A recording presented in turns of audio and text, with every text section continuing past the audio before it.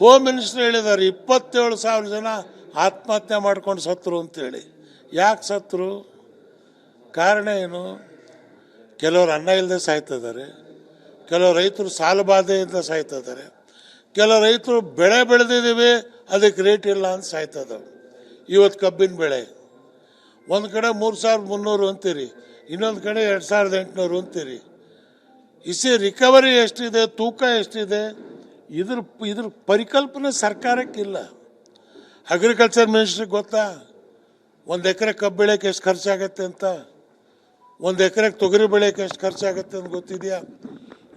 ಈ practical experience ಇದ್ದಿದ್ರೆ ಸರ್ಕಾರದಲ್ಲ ಅಂಥವ್ರು ಯಾರು ಮಂತ್ರಿಗಳು ಇಲ್ಲ. ಮಂತ್ರಿಗಳಾಗಬೇಕು, ಹೈಕಮಾಂಡ್ ಹೇಳಿದೆ ಆಗ್ಬಿಟ್ಟಿದ್ದಾರೆ. ನೋಡಿ, ರಾಜ್ಯದಲ್ಲಿ ಸುಮಾರು ಪಕ್ಷಗಳು ಬಂದು ಅದು ಬರ್ಬೇಕಾದ್ರೆ ಹೇಳ್ತಾರೆ ನಾವು ಹಂಗೆ ಮಾಡ್ತೀವಿ ಹಿಂಗೆ ಮಾಡ್ತೀವಿ ಜನರ ಜೊತೆಗೆ ಇರ್ತೀವಿ ಅಂತೇಳಿ ಅವ್ರವ್ರ ಸ್ವಾರ್ಥಕ್ಕೆ ಬಳಸ್ಕೊಂಡು ಆಮೇಲೆ ಕಣ್ಮರೆ ಆಗ್ಬಿಡ್ತಾವೆ ಪಕ್ಷಗಳು. ನಿಮ್ದೇನಾಗಿದ್ರೆ ನಾವು ಹೇಳೋದಿಷ್ಟೇ, ಉನ್ಕೂ ದೇಖೆ ಬಾರ್ ಬಾರ್ ಹಮ್ಕೂ ದೇಖೋ ಏಕ್ ಬಾರ್.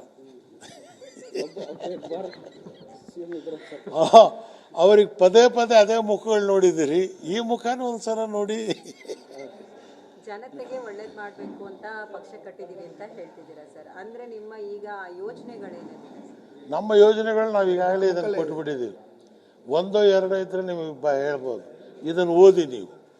ಯಾವುದಾದ್ರೂ ರಾಜಕೀಯ ಪಾರ್ಟಿ ಇದು ಮಾಡಿದೆ ಅಂತ ಹೇಳಿದ್ರೆ ನಾನು ಸರೆಂಡರ್ ಆಗ್ತೀನಿ.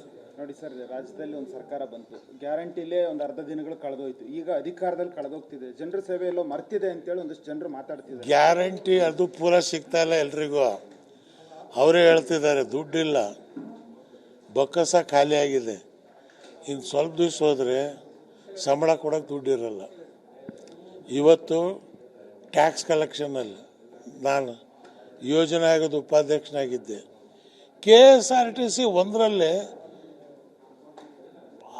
ಕಾಲು ಭಾಗ ಕರ್ನಾಟಕದ ಬಡ್ಜೆಟ್ ನೀವು ಸಂಪಾದನೆ ಮಾಡ್ಬೋದು. ಇವತ್ತು 20,000 ಬಸ್ ಇಟ್ಕೊಂಡು ಮತ್ತು MD KSRTC ಬರ್ತಾನೆ, ಇನ್ನೂ 1,000 ಕೋಟಿ ರೂಪಾಯಿ ಬೇಕು. ನಾನು ಹೇಳಿದ್ರೆ ನಮ್ಮ ಊರಲ್ಲಿರೋ ಖಾದರ್ ಸಾಹೇಬಿ 2 ಬಸ್ ಇಟ್ಕೊಂಡು 3 ಜನ ಎಂಟ್ರೆನ್ಸ್ ಹಾಕ್ತಾನೆ. ನೀನು 20,000 ದುಡ್ಡಿಗೆ ಇಟ್ಕೊಂಡು ಬಸ್ ಇಟ್ಕೊಂಡು ಮತ್ತೆ ದುಡ್ಡಿಗೆ ಬಂದಿಯಲ್ಲ ನೀನು ಅಂತ ಹೇಳಿದ್ರೆ ಆ ಖಾದರ್ ಸಾಹೇಬಿಗಿಂತಲೂ ಕೊನೆ ಆಗ್ಬಿಟ್ಟೆ ಇವನು. ನೋಡಿ ಸರ್, ಕಾಂಗ್ರೆಸ್ನಲ್ಲಿ ಕೆಲವರು ಹೇಳ್ತಾರೆ 50-50 ಸೂತ್ರ ಇದೆ ಅಂತೇಳಿ. ನಿಮ್ಮ ಸ್ನೇಹಿತರು ಹೇಳ್ತಾರೆ ಹೈಕಮಾಂಡ್ ಹೇಳ್ದಂಗೆ ಕೇಳ್ತೀವಿ ಅಂತೇಳಿ. ನಿಮ್ಮ ಸ್ನೇಹಿತರ ಮಗ ಹೇಳ್ತಾರೆ ಇಲ್ಲ ನಮ್ಮ ಅಪ್ಪನೇ 5 ವರ್ಷ CM. ಅದಕ್ಕೆ ಕರ್ನಾಟಕ ರಾಜ್ಯದ ಮುಖ್ಯಮಂತ್ರಿ ಕುರ್ಚಿನ ಪಾಂಚಾಲಿ ಮಾಡಕ್ಕೆ ಹೋಗ್ಬೇಡ್ರಿ, ಪಾಂಚಾಲಿ ಮಾಡಕ್ಕೆ ಹೋಗ್ಬೇಡಿ. ಇವತ್ತು ಪಾಂಚಾಲಿ ಪರಿಸ್ಥಿತಿ ಆಗಿದೆ. ಫುಲ್ ಒಂದು ಗಂಡ, ಇಲ್ಲ ಧರ್ಮರಾಯ ಇರಲಿ, ಇಲ್ಲ ಭೀಮ ಇರಲಿ, ಇಲ್ಲ ಅರ್ಜುನ, ಒಂದು ಸಲ ಗಂಡ ಆದ ಅಂದರೆ ಮುಗಿದೋಯ್ತು. ನೀವು ಪದೇ ಪದೇ 2 ವರ್ಷಕ್ಕೆ ಒಂದು ಕುರ್ಚಿ ಅಂತ ಹೇಳಿದ್ರೆ ಅಡ್ಮಿನಿಸ್ಟ್ರೇಷನ್ ಏನಾಗತ್ತೆ ರೀ? ಅಡ್ಮಿನಿಸ್ಟ್ರೇಷನ್ ಆಗಲ್ಲ. ಕೊನೆಯದಾಗಿ ನಿಮ್ಮ ಸ್ನೇಹಿತರು ಪೂರ್ಣಾವಧಿ CM ಆಗ್ತಾರ ಆಗಲ್ವಾ? ಅದು ಅವ್ರ ಶಕ್ತಿ ಮೇಲೆ ಬಿಟ್ಟಿದ್ದು.